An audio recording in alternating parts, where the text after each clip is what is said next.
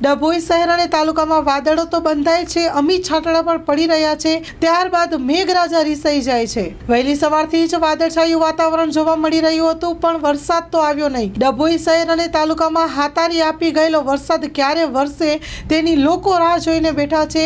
સવારથી જ વાદળછાયું વાતાવરણ જોવા મળી રહ્યું છે, પરંતુ મેઘરાજા ધોધમાર વરસતા નથી। ડભોઈના નગરજનો વરસાદને છેતરી ગયો તેવું જોવા મળી રહ્યું છે। સવારનો વરસાદ પછી બપોર પછી ઉકળાટને ભેટ આપી રહ્યો છે। લોકો અસહ્ય ગરમીના બફારા વચ્ચે પીડાઈ રહ્યા છે, ત્યારે આસમાને દેખી વરસાદની રાહ જોઈ રહ્યા છે।